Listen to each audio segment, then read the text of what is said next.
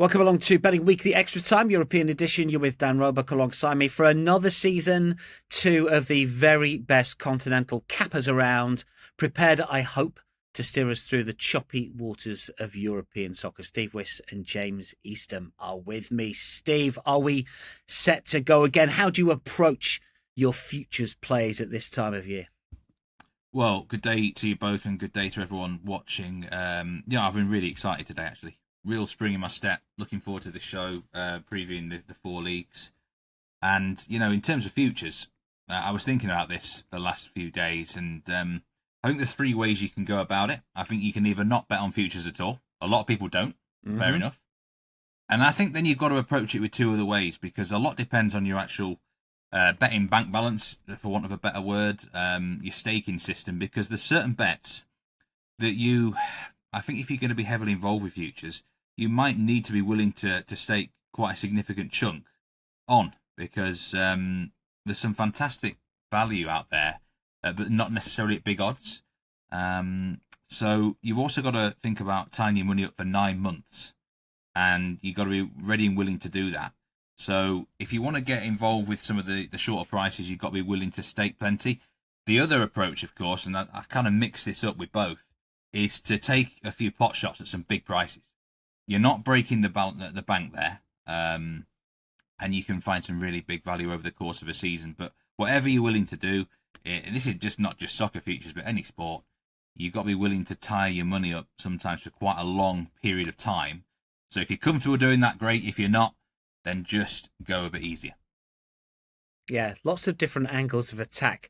For sure. To a certain extent, I don't want to call it a lost start, James, because it's not a lost start because we do these previews every single year. But I think in terms of handle, it might sort of slip down year on year, but there's still a lot to like about getting Yeah, at the absolutely. winner, There is. Steve makes some really good points there about tying your money up. It's a long time to wait, isn't it? A whole season for a payout, especially if you've backed something around plus 100 or even money. So there's plenty to think about. One other point I would add there to what Steve has said is that we're doing the futures markets here before the season kicks off, obviously, but a lot of the markets will stay open throughout the course of the season. We're going to be looking at which teams we think are going to win the big four European leagues.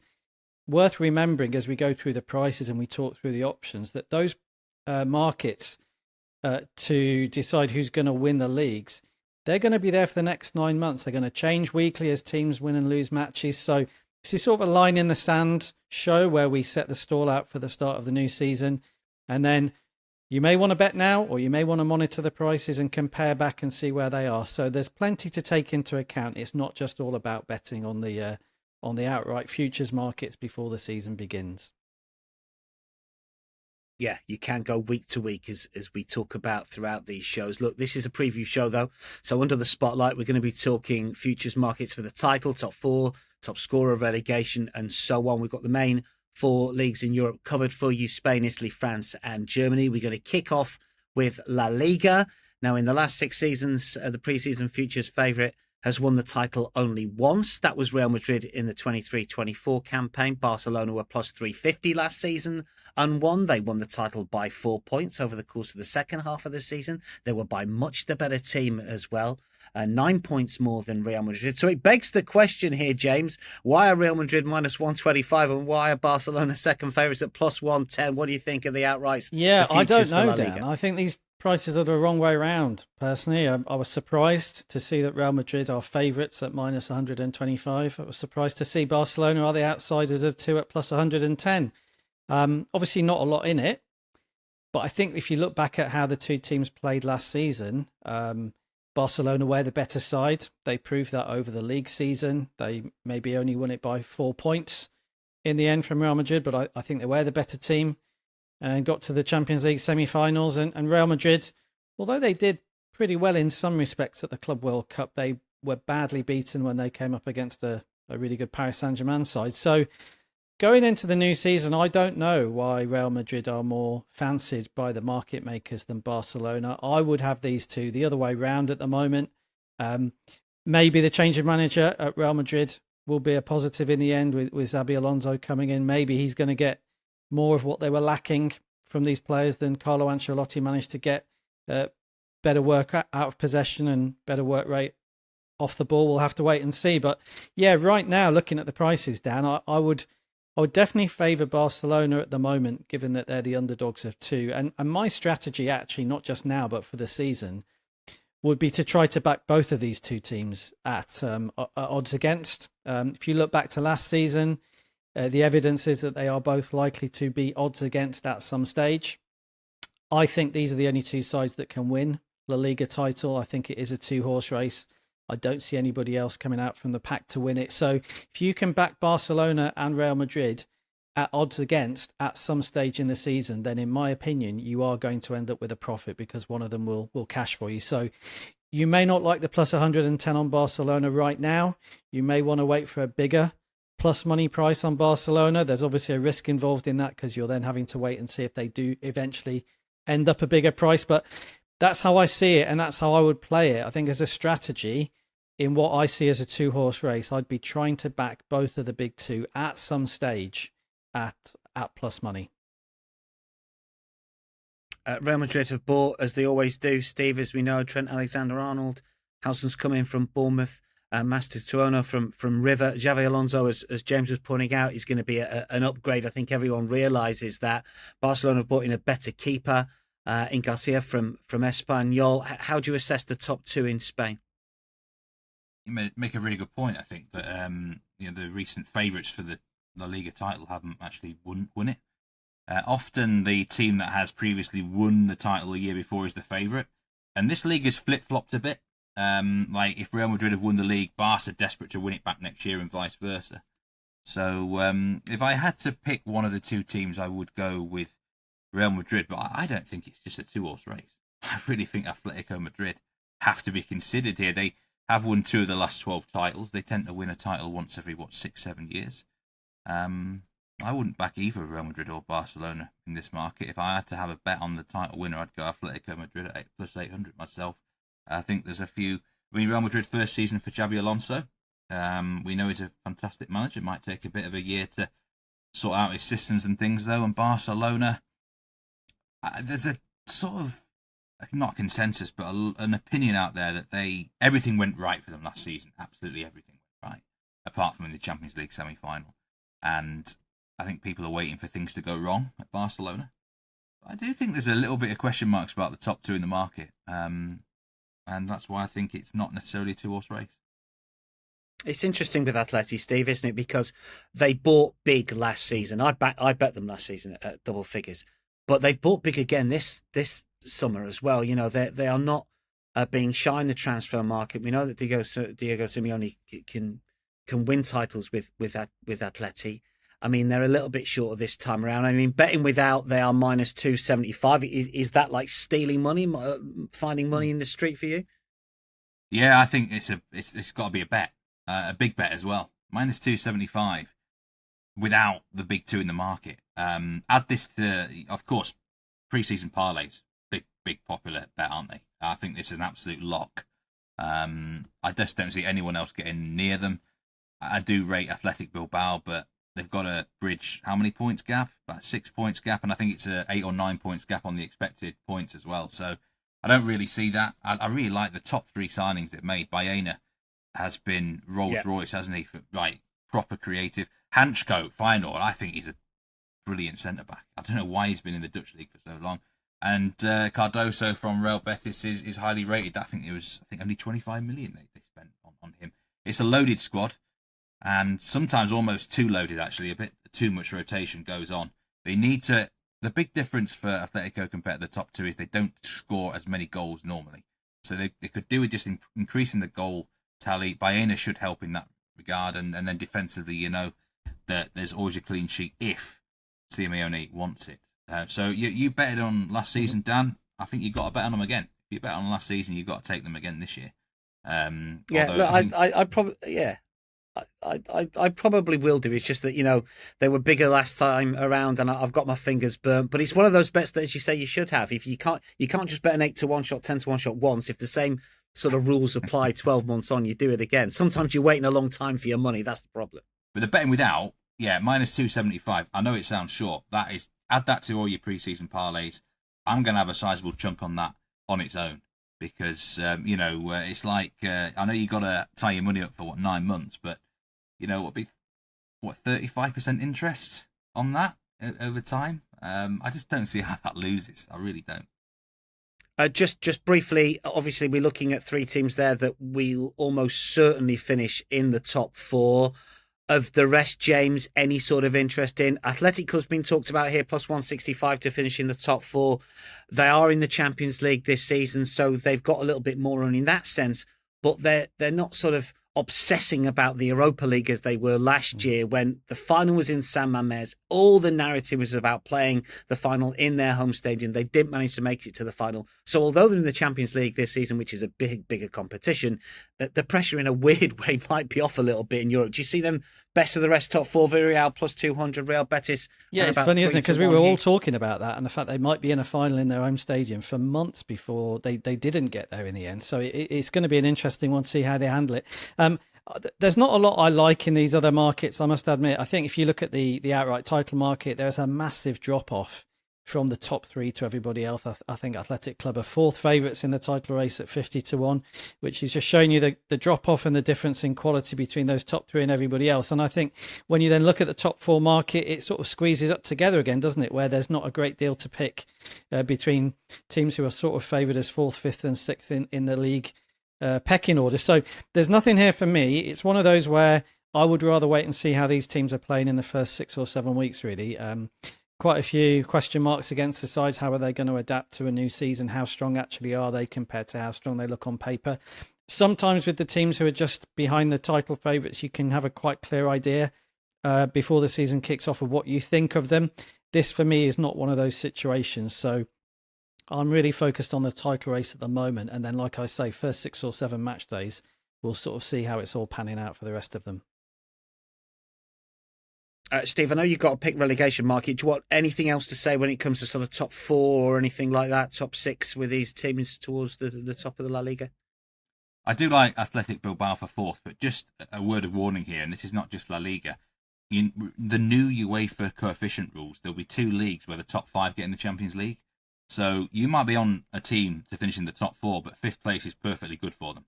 And La Liga, it's good enough for them. La Liga and Premier League will probably be the 2 leagues that end up with it. I know Bundesliga did win it the year before, but La Liga's got a great chance of top 5 getting in. So that's a big problem if you're betting top 4. So just a word of warning there. Yeah, hats off to Bet Rivers, actually, because towards the back end of the season, when it became apparent that La Liga and Premier League were going to get that 5th spot, they opened up top 5 markets because they realised that was something that the clubs wanted to achieve. So watch out for that as the season goes on. Bottom of the table then, I was amazed how many teams were sort of sub 7-1 when it comes to being relegated, Steve, when it comes to La Liga. I mean, Real Oviedo, who won the Segunda playoffs, are minus money, but then it's evens and bigger. I mean, you could probably make a case for quite a few here. However, you've picked out one team you think that might struggle. Yeah, I will give a shout out to Rui Barlow first. He gave out Alaves several weeks ago as a possible bet in this market, and I think now on the Insider, which should be released by the time this comes out, I think he said take a look at Girona as well. He's worried about them. The team that I think will go down is Espanyol. I think plus 200 on them here is a good idea of a bet. When I look at relegation markets, I look at the previous season and I think who kind of overachieved a bit. And Espanyol are the one team down there who overachieved in every metric in the bottom 6 or 7. Especially defensively, conceded fewer goals than they should have done, nearly 10 fewer than they should have done. That's according to Understat. And they overachieved the points by 2. They've lost the goalkeeper to Barcelona. That's a big loss. And also you're also in second season syndrome with Espanyol. For those who don't know what that is, it's the second season a team is back in the league after they survived the first season, put a lot of work into it, etc. The second season is often the harder season for the promoted team from the year before. So, but it's a wide open market, though. You could make a case for quite a lot of teams, I do believe. I mean, the favourites are Real Oviedo, aren't they? Minus money for them. Elche have come up, Levante have come up, and the chances are at least one of those will go down. Espanyol, for me, would be the pick at plus 200. I think they can regress this year. What about the Pichichi market? Top goal scorer, Mbappe, James -125, Lewandowski +135, and it's 10-1 bar the top two.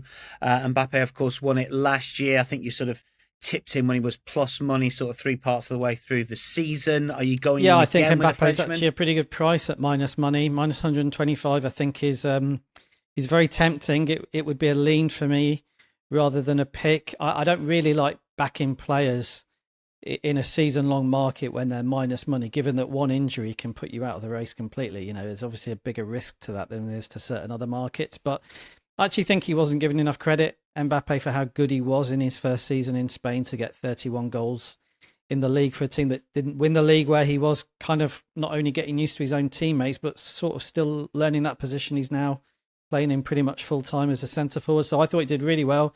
You're right. We gave a shout out to him when he was plus money to overtake Lewandowski during the season running, which he did. And I think it is fair actually that it's pretty much priced up as a 2-horse race by the bookmakers. But I think, yeah, like I say, Mbappe at -125, a lot of people will look at it and think you can't have somebody minus money in a goal scorer race when there's someone like Lewandowski in the league as well, which I do understand. I think Lewandowski is a little bit more likely than Mbappe to have to share the goals out at Barcelona with Rafinha. There's obviously other good attackers at Real Madrid, but I think Mbappe at the moment is slightly more dominant as the goal scorer at Real Madrid than Lewandowski is at Barcelona, just a little bit. So I like him. It's a lean for me. I wouldn't be looking anywhere else. As I say, it's more of a lean than a pick because of that injury risk where you can be taken out for. It doesn't even have to be the whole season, but 10 or 12 matches out and you're maybe out the race. But at the moment, I personally would not be looking anywhere else. James has gone minus money for a bit of a lean. Steve's gone triple figure odds. Steve. Do you know what? I can actually pick holes in all of the top 10 in the market here, apart from Mbappe. I do agree with James. If that one -125 on Mbappe is basically on him staying fit for the season, because he will win it if he's starting or playing in 34 games, 30 to 34 games. But you never know. An injury might come in. The Barcelona players, I think, will split the goals. So will the Atletico players. Budimir's done really well, but I just don't think he's a good enough team. So I'm looking down the market. I've got 100 to 1 shot here, and it's a shame Bet Rivers aren't going 4 places, because in the past, it's not unheard of for teams outside of the big clubs to actually have a player in at least in the top 4 rankings in the goal scoring market. And I'm looking at Sevilla here. Sevilla, a team that really interests me this season. I think they can rebound well. They've got a new manager, Matias Almeida. You might have come across him when he was at the Earthquakes in MLS. Yeah. Argentine. Really good footballer. Yeah, he's been at AEK Athens as well. Wherever he goes, the goals tend to flow. He's sort of a disciple of Bielsa, plays in the game in that sort of way. So I'm immediately looking at Sevilla for goals this season, and they've got a player who I've always quite liked him, and that is Akor Adams, former Montpellier player, played up in Lillestrøm for in Norway there, and he signed, I think, for Sevilla in January last year. Was injured for most of the rest of the season, so he wasn't given a fair crack of the whip. But he started pre-season really well. Was doing a bit of research into it. The fans are really happy with his contribution so far, and there will be goals in this Sevilla team. And if he can, I mean, apparently they might be playing 2 up front anyway. So I think he can certainly wrestle his way into the side. I'm absolutely going to take a nibble here at 100 to 1. This might not win, but I think he'll be in the top 10 scorers in the league this year if he stays fit. Possibly top 5 or 6. For those who can access, your each way terms somewhere, then maybe have a look at that. But that absolutely no reason not to have a nibble of him at 100 to 1. If Mbappe does go down injured, this market opens wide open. 100 to 1 at the minute. Akor Adams. And just quickly, Steve, you got a little bit of a lean when it comes to top assists in La Liga. Trent for me. Was this 12 to 1? I think I've got him at 12 to 1. This is a really big price, right? Trent Alexander-Arnold, in his career, 4 times he's hit double-digit assists in the Premier League for Liverpool. And, this is a Rolls-Royce player in that regard. The manager that's come in, Xabi Alonso, just check out the stats of Frimpong and Grimaldo, who played in the same spots at Leverkusen. I know it's a different league, But Grimaldo had 20 assists over all competitions the season they won the Bundesliga. 12 last year, Frimpong 12 last year as well, and 12 the season before. So we've got a manager who loves to go get players in his position involved in the game. I'd imagine he'll wrestle quite a lot of set pieces as well. I think it's a huge price. 12-1, most assists, Trent Alexander-Arnold. That should be half the odds, in my opinion. Lovely.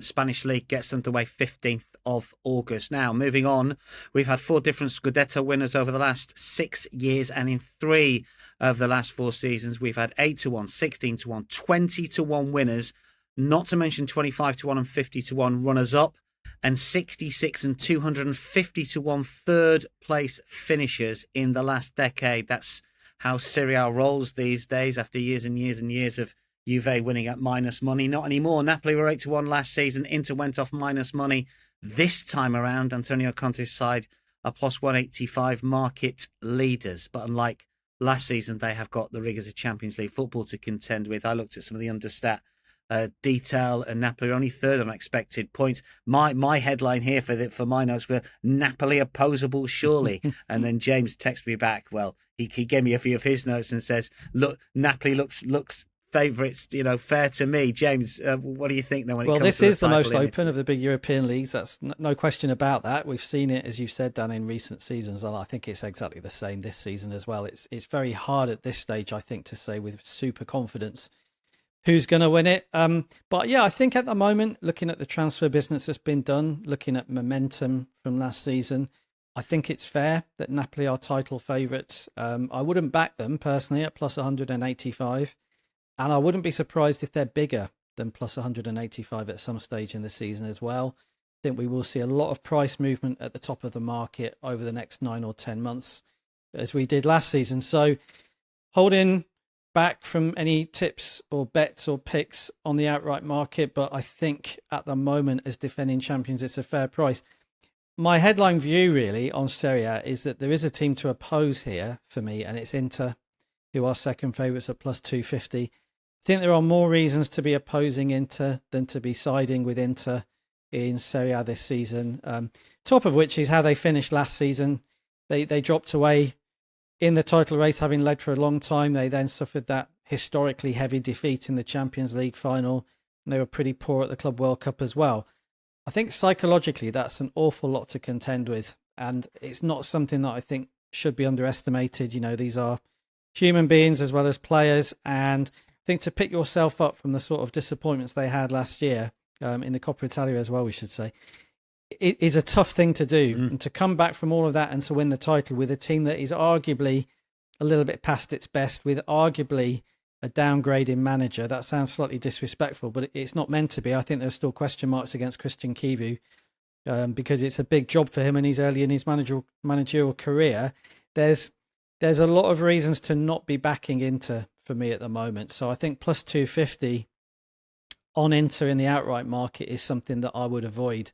If you're looking for a way to avoid Inter from a betting perspective, I would be looking to back somebody in the finishing position market, which is effectively a head-to-head market. Which of these two teams will finish higher in the table? At the moment, you can back Juventus at plus money, plus 125 to finish above Inter in the final Serie A title table. That would be my play. I think Juventus are a side who can improve on last season. I think their change of manager, although it was debatable at the time to get rid of Thiago Motta, I think Igor Tudor, who they brought in, is a good manager. I think he'll have a better grip on this side, having had them for a pre-season. So I'm expecting more from Juventus this season than we saw last season. And I think Juventus, as the underdogs of 2 against Inter to finish higher in the table, is worth a play. So yeah, that would be a pick for me. Juventus plus 125 against Inter in the best finishing position. Generally speaking, that's how I see it at the top of the table. It's very, very open, but if there is a side to be against at the moment, for me, it would be Inter. You've got a similar-ish spin on this one, haven't you, Steve? Give us your thoughts on the title race. And again, you've got a season match bet as they are, where you are effectively fading Inter. Give us your thoughts. Yeah, wide open title, really exciting league. You mentioned the expected points table last season. Atalanta actually finished second in that table, but I'm massively fading Atalanta this year. the manager change for me is amongst a few reasons. Striker's gone. Yeah, I'm completely discounting them. I don't even think they'll be top 4 at all, Atalanta. So I think I agree with James. I think Napoli are the fair favourites. Again, I wouldn't bet on them, but I think they're a fair favourite here. I like the direction Juventus are going in. I am a bit worried about Inter as well. Kivu, I think, could be a bit of a money spinner for us this season, just betting on the unders. We know what they're going to be like. It's a great squad, isn't it? But they might lack goals. It's a bit of an obvious statement with Kivu coming in. I know James isn't so keen on them, but I do like AC Milan this season. And my bet is Milan to beat Inter in the head-to-head matchup. Plus 150 with Bet Rivers here. I love the managerial hire. Massimiliano Allegri won the title here before. 6 Serie A titles. 5 Coppa Italia titles. This man knows how to get the business done. I actually like their signings. I know they've lost some players out wide, but Pervis Estupiñán from Brighton, I think it's a great addition. Really rate him. This Jashari from Club Brugge is apparently very highly rated, so he should fit in there quite well. They've got no European football, AC Milan. I love betting on teams who don't have to play in Europe because they can just focus on the league. Probably maybe a good bet to win the Coppa Italia as well in the second half of the season, perhaps. So I think AC Milan will get in the top 4 this season, and I am backing them officially to beat Inter in a matchup bet at plus 150. I don't think there will be such a discrepancy between them. Speaking of top 4, Milan are minus 167 to finish in the top 4. Standout for me, James, when it comes to the top 4 is Roma at plus 150. Best team in Serie A second half of the season by an absolute country mile under Ranieri, who's moved on, or moved upstairs, I should say.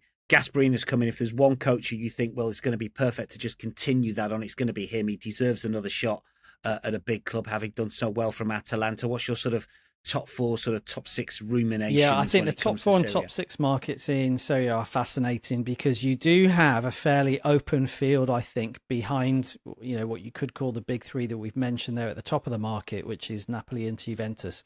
Then you've got this clutch of 6 or 7 sides, of which I think on paper Roma probably are the strongest. They were, like you say, Dan, brilliant in the second half of the season. You can almost discount their form before Ranieri took over last season because they were a totally different side after he came in, and if you were just to look at them from that point on, then they'd be really strong. Obviously Gasperini's done an amazing job for a long time at Atalanta. Will he be able to come in here and do as well? Might take him a little bit of time, but they've got such great momentum as a club now that I think Roma to finish top 4 at plus 150 I think will have a lot of takers. And then if you look through some of the other sides, Fiorentina, Lazio, Milan, Bologna, Atalanta, it looks like a really open field to me. I think at this stage it's very difficult to say for sure why one of these teams would be better than the others.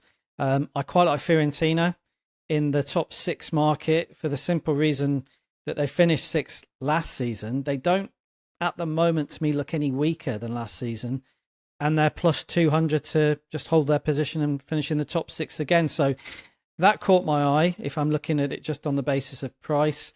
Bologna, not that sure about. They've obviously lost Endoy to the Premier League, who was a big player for them. They finished 9th last year anyway. They were at the sort of the bottom of the sides who were chasing Europe. So can they maintain that form from last season? I'm not so sure. There's ways of looking at it if you've studied the teams and the form and the positions where you might think the price is good value. So lots to study here, like I say. At the moment, for me, there's no pick or lean in the top 4 or top 6 market. I'd be really interested to see, again, a bit like in Spain, how some of these sides start the season. One final point I wanted to make is about Como. Como finished 10th last season. There's a lot of talk about Como. Quite an interesting club. They did well last season. Cesc Fabregas has been getting a lot of coverage. What I would say is that although they finished 10th last season, sort of just below the sides chasing Europe, it was a big points gap for them. They were 13 points off 9th. Now, they may be improving, but that's a lot of points to make up. So I'm not quite sure that this would be the year they break into the top 6. They're plus 200 to do so. Looks pretty short to me. So I'm not interested at the moment in Como in the top 4, top 6 market, but plenty of teams who might catch your eye if you've got a reason to favour them. Steve, briefly from you on other sort of top four musings before we get to a little bit of relegation and top goal scorer chat. Are you on the Roma train? Yes and no, because I think Roma are a candidate to go deep in Europe. He's obviously, there's a manager here that's won the competition before, and I could see them going deep in the Europa League. So that could be a slight concern for me. I think the plus 150 to get in the top four is very bettable. It's tight, isn't it? There's a lot of teams you can make a case for. James, you're right, Fiorentina as well. Which spot is going to be the Conference League spot? You might as well put them in there now. That's where they always end up, don't they? But they are a good team. And Como, I mean, Como have spent again.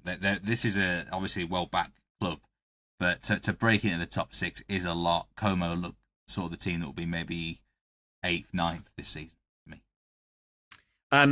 Bottom of the table, there's a team we both like here, Steve. And again, you can look at the relegation market. Obviously, the teams that come up take a big percentage out of the book here. But we like a team that was in Serie A last season. Who are we betting to go down? Well, for a long time, the lean was Pisa. Had to be, right? But get out of it. How many times is that going to get used this year? How many times is that going to get used? Out of it. I do think they're going to be the worst of the promoted teams, actually, being dead serious there. But the team who I've got to bet on to go down is Lecce. And this is a side that have constantly flirted with relegation for far too long. The amount of goals they scored last season is of grave concern. 27 goals in 38 games. So I looked who they brought in to potentially score them goals. Nobody at all. Nothing's really changed in that regard. They overachieved at the back last season by about 7 goals as well. So for me, Lecce, the teams in the end will get found out. One year you will fall down the trapdoor. If you keep on knocking on that trapdoor, you will fall down. And I think this is the year for them. I've got a good record in the relegation market. I backed Monza last year. Lecce, for me, will go down. I think Pisa will go down as well. And the third team, that, to be honest, Verona worry me a bit, and Parma worry me a little bit as well. But Lecce, for me, I think it's plus 200 bet Rivers is the bet. I think that's a value play. Look at the top goal scorer market. The Capocannonieri won by Retegui, the Argentine Italian international, who's moved on playing in Saudi now. He got plenty of goals for Atalanta. Lautaro Martinez is the favourite here at plus 400. Moise Kean at plus 600. I mean, you can pick holes out a lot of these, be it form or injury-wise. The likes of Lukaku, Thuram, Jimenez. Is Vlahovic going to be playing in Serie A? Probably not. We don't know. Is Lookman? We don't know. Immobile is back in Italian football. Best days behind him for sure. But I think, James, your pick here is. I mean, there's a question mark. There's a caveat, but this is a solid. Yeah, play, I'm James, backing Jonathan David of Juventus to be top scorer in Serie A this season. He's available at plus 900, which I think is a great price. A great price on a player who's just arrived. People may know him, may not know him. If you've only followed Italian football, you probably don't know that much about him. But he's a free transfer arrival at Juventus this summer from Lille in France, where he's played for the last 5 seasons. He's been one of the best goal scorers over that time in France. Very consistent player. He's averaged 17 goals a season for a Lille side that have been, top 6 most of that time, but not an outstanding side in terms of creating chances. This is a guy that has been a pretty consistent finisher. And I think at plus 900, for several other reasons, he's a really good pick here. I think at Juventus, he's probably going to play as the number 1 striker. There's obviously a slight question mark about that because there will be a little bit of competition for places. They haven't had to spend a transfer fee on him because he's come at the end of his contract at Lille, but he is a big name signing. And I think that Jonathan David knew that this was sort of a career-defining moment for him. He'd been waiting to leave Lille for a couple of seasons. Now he's got his chance to go in at a big European club. I'm not saying he will have any guarantees about starting, but it's something that he will have looked at before making the decision to join Juventus. So I see him as the number 1, number 9 at Juventus going into the season. I think he'll play a lot of games. The other thing about Jonathan David is he's barely ever injured. It's remarkable how many games he played for Lille, which was often combined with transatlantic flights back to Canada for international matches. He's a Canada international. He played a huge number of minutes every season and usually stayed pretty fit and pretty fresh. So I think it's important in this market to take these things into account. On paper, Jonathan David is a player who should play plenty of minutes at Juventus. He might be on penalties. I think it's a little bit too early to say, but he was at Lille. He's a good penalty taker, so you might have that on your side as well. And I just feel as well, Dan, that the division lends itself to a player coming in and finishing top scorer straight off the bat, because this isn't like the Bundesliga where you've got Harry Kane, or Spain where you've got Mbappe, Lewandowski, or the Premier League where you've got Erling Haaland. This is a really open division. There's only one player in this division this season who got more than 15 goals in it last season, and that's Marsken at Fiorentina. So it's really open. We don't have an outstanding goal scorer to really beat here. Lautaro Martinez is favourite in the market.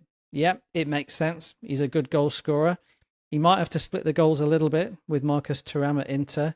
That's a problem that Jonathan David may not have. So I think there's loads of factors here pointing towards Jonathan David being a really good price at plus 900. And like I say, some people might have a few reservations about a player coming in and hitting the ground running cold in a country he doesn't know that well. But he's 25 years old now. He's a top-class goal scorer in Europe. And I think at plus 900, you're going to get a really good run for your money here from Jonathan David.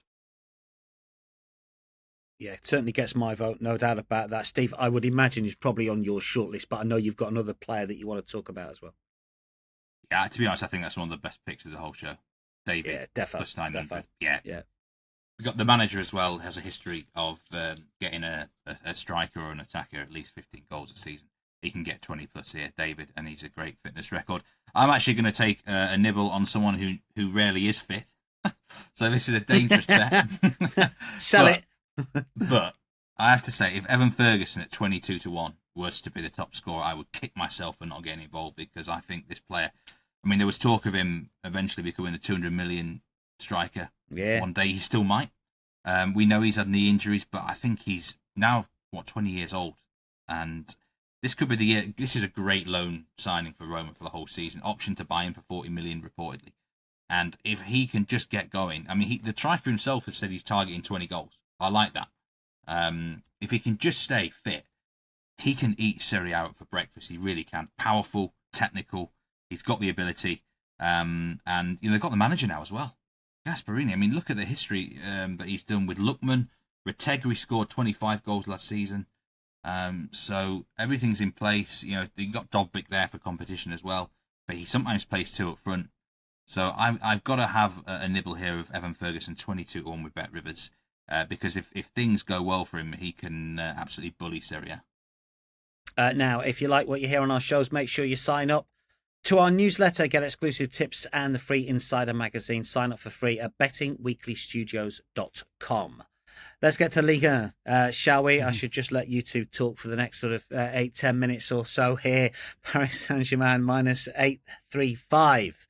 Any point in opposing PSG, James, in the outrights here? Give us your musings, teams to follow, PSG having 80 large on to win whatever. There's no reason for me to be opposing PSG. They are, as they showed everybody, didn't they, last season, a fantastic side. I think they'll win the league again. Doesn't always happen, we should say, but you've now got to go back to 2021 for the last time they didn't win it, when Lille pit them to the title, and there were other circumstances just coming out of the COVID era and one or two other things. So I think that price is absolutely fair. You can actually make a case that the price is quite good value, to be honest. They're such a fantastic side.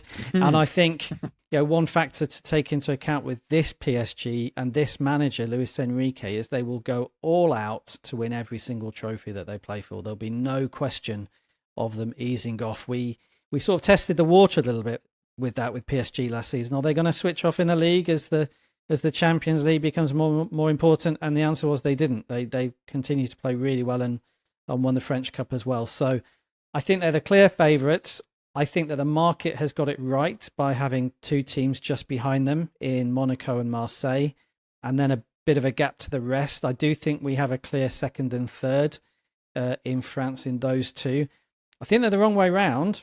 Monaco are the slight favourites in the betting without PSG. I know Steve's going to come on to that as well. And Monaco are therefore slight favourites in the top 3 market as well. I think Marseille are the slightly stronger of the two. They finished second last season and they've had a really good window. So if you're looking for a bet outside of PSG in either the betting without them or the top 3 market, Marseille would be my pick. They're plus 100 to finish in the top 3. I think that's a good price on a Marseille side who, for me, look as strong, maybe a little bit stronger than last season when they finished second. There's a good chance of Marseille doing that again. I think maybe people will worry about Marseille as a volatile club, which of course historically they have been. There tends to be manager changes and problems with the fans and all the rest of it. So it might lead people to think, well, can they actually build on having done well last season? I think they can, actually. It's a pretty stable place to be at the moment. Roberto De Zerbi seems very happy there as manager. He had a good first season in the job. And actually, Marseille finished in the top 3 in consecutive seasons not that long ago, the 21-22 and 22-23 season. So they can do it, and I think they will do it. And I think, if you put PSG to one side because they're going to win the title, as I say, I think Monaco, Marseille, next in the betting makes sense. But for me, at slightly bigger odds, Marseille are the better of the two to be backing. Would you not, James, back Marseille betting without? You just think top 3? Yeah, top 3 is better play in the sense that they would obviously like to finish second, but you get into the Champions League group stage by finishing in the top 3. I think slight concern about Marseille is they are in Europe this season as well. They weren't in Europe at all last season. I think it definitely helped them to finish second. So, listen, I would not be surprised at all if they finish second for the second year running. I think they are the second best team in this league. I just preferred the sort of the safety net, if you like, of the more conservative pick of backing them top 3, because I would be really surprised if they finish outside the top 3. They are plus 250 in the betting without market, which is something, Steve, you like. Yeah, PSG will win the league, and -$8 is probably not the worst odds in the world, really, on them. I do wonder though if we're rolling him up with Atleti without. Well, I do have a parlay, a 4-leg parlay. I'm going to give at the end for these leagues. Right, but okay. I just wonder with PSG. I think their start is not the easiest. The first 5 games, they're away at Nantes, they're away at Toulouse, got Lens at home and Marseille away. I wonder after that Marseille game away, 21st of September, whether you might just squeeze a -500 out of them. Just wondering. Anyway, that we're talking well in advance there. But Marseille, for me, again, they should get second. I like the business they've done. And for me, Monaco has question marks. I mean, they brought in Paul Pogba. Would you have done that? Not sure I would. Really. I think it could be... Look, we know James talks about Marseille being a volatile club. I think with Monaco, it can be a little bit of a circus at times, and it has worked for them as well. So I'm never far from opposing Monaco in a lot of ways. So I'm very happy to go against them here in this betting without market plus 250. Being in Europe doesn't concern me too much. Marseille have a terrible record, actually, in the Champions League. They probably won't even make the top 24. So they'll probably be out of Europe in the end of January. And last season, I felt it was the minimum amount of points that they could have got. There was more in the tank. I felt there was probably 5 or 6 more points they should have had. And De Zerbi, with this in the second season here, I think learned from the issues that they had. I mean, I like the signing of Pak Xiao. He was strongly linked with my other club, Leeds. But I'm glad he's gone to Marseille, actually. I think he's a better fit at Marseille than in the Premier League. I think he'll do really well there. And they got the guy in from Man City who was on at Burnley last year, Egan Riley. Yeah, I mean, he really impressed me. I know it was Championship, but he just looks a really good defender to me. Yeah. So I think they've signed well Marseille, and that's too big to ignore. Plus 250 in the betting without market, and James's top 3 at plus 100 looks pretty nailed on to me.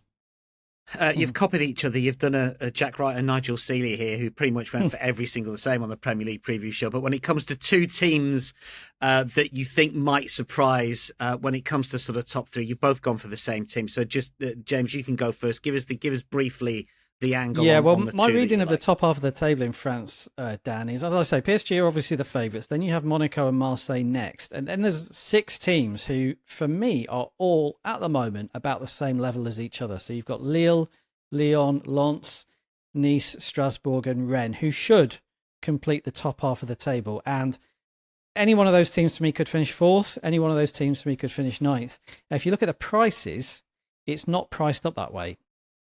Because Strasbourg and Rennes are much bigger than the other sides in the top 3 markets. Strasbourg are plus 1,200 and Rennes are plus 2,000. So really big prices on these two sides to break into the top 3, which will be difficult because I personally think PSG, Marseille and Monaco are clear as the top 3, but it could happen. And if you're looking at it on the basis of who's too big in the odds, I think of those other sides, Strasbourg and Rennes are way too big. Strasbourg obviously are co-owned by the same owners as Chelsea. They've had a really good window, partly because of that. Some of the player activity coming in and out has been influenced by what's happening at Chelsea and has kept their squad really competitive. And Rennes have had a pretty good window too. They also have an advantage in a sense in that they're not playing in Europe, which I think can help. Something that's worth noting is that in 4 of the last 5 seasons, at least one of the sides that finished in the top 3 in France was not playing in Europe. I think it is an advantage. We've seen teams come out of nowhere like Brest, to a slightly lesser extent, Lens finishing in the top 3. So you can find these teams at bigger odds who break into the top 3. And I think looking through those sides just below PSG, Monaco, Marseille, I would be doing it on the basis of price. And I think that Strasbourg and Rennes at the moment are much too big.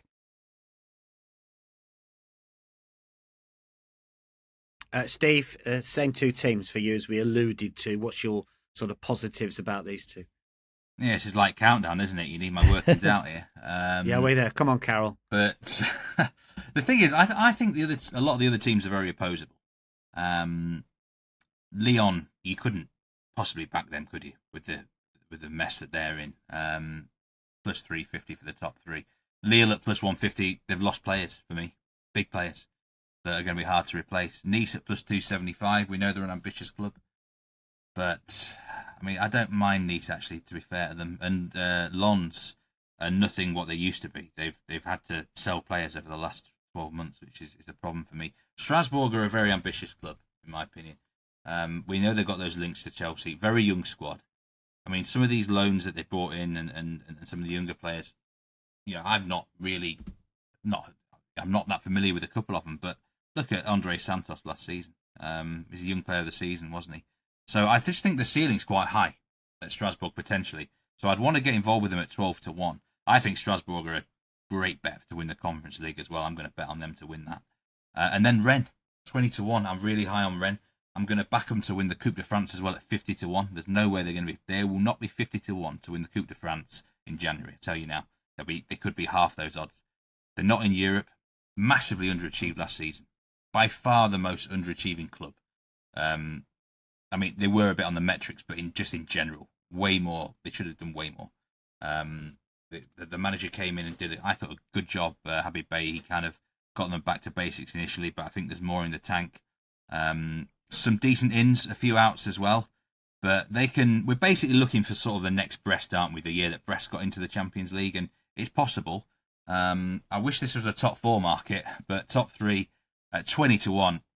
Rennes have to be worth a nibble for me, and Strasbourg for me at 12-1 as well, because there's no way. I mean, they finished 12th last season, Rennes, or something like that. I mean, that was far too low for them. They're going to be back in the top 6 or 7, definitely, and you know, with a bit of luck, maybe they can squeeze into that top 3. Let's wrap things up with Germany, shall we? In the Bundesliga, Bayern have won 12 of the last 13. They bought Luis Diaz, Jonathan Tah, Tom Bischoff. Starting to think that minus 400 is a massive value play, but Musiala's out, Davis is out at the moment. Bayer Leverkusen, for me, Steve, are a team that have lost a lot of players, and I'm not convinced about the manager. either.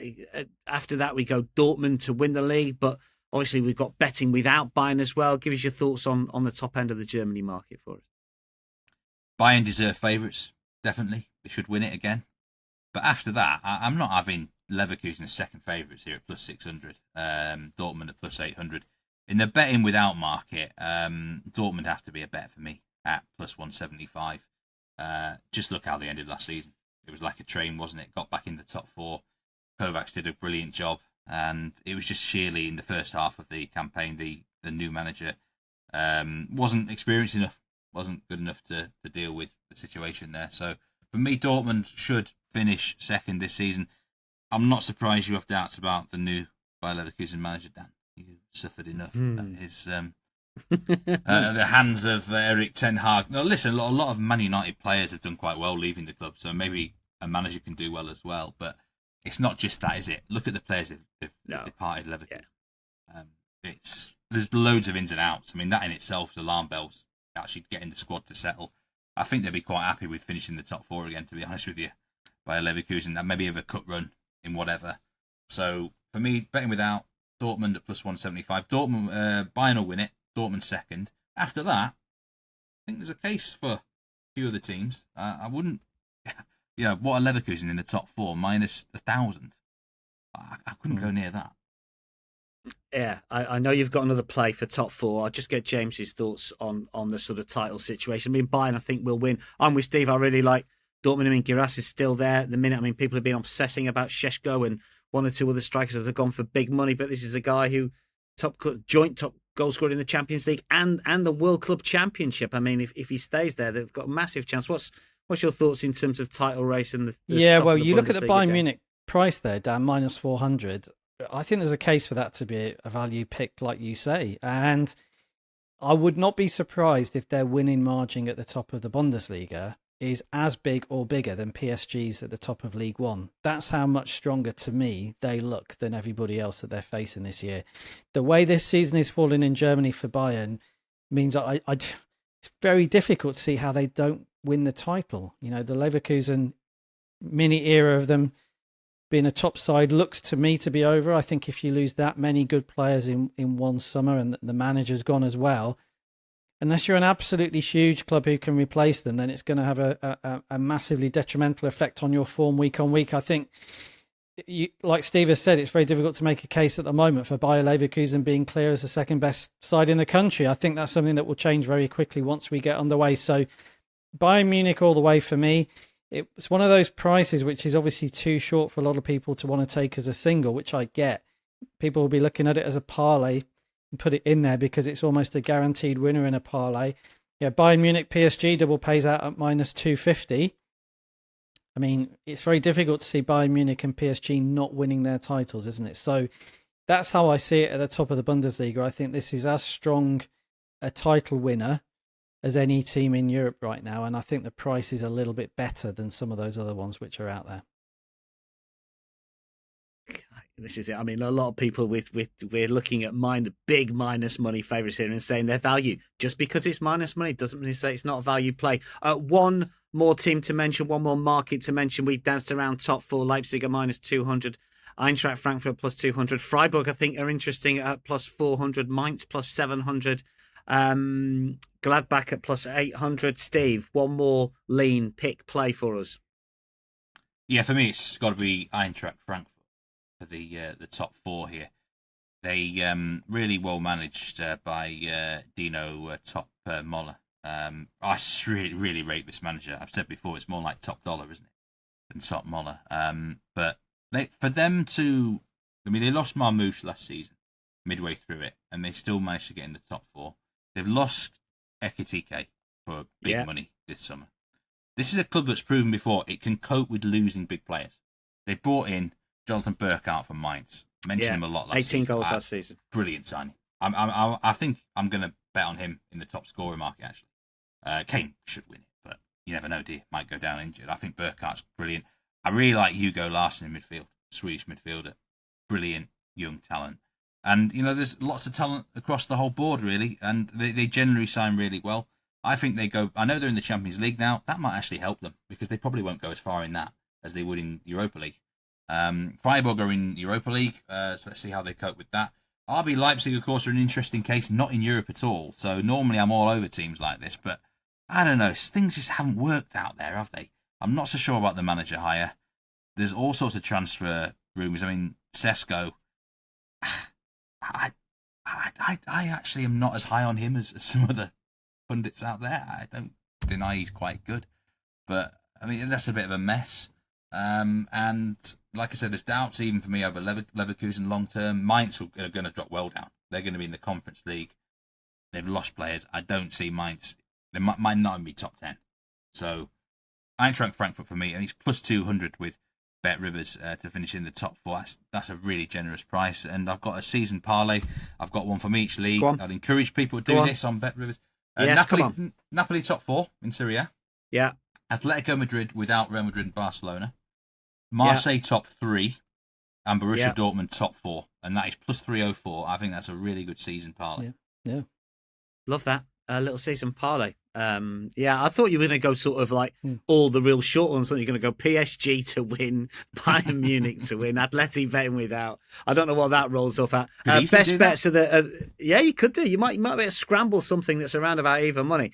Best bets before we let you both go, James. We've talked about 4 leagues, lots of different leans, picks, plays, analysis. Yeah, standout for me is Marseille to finish in the top 3 in France at plus 100. Steve?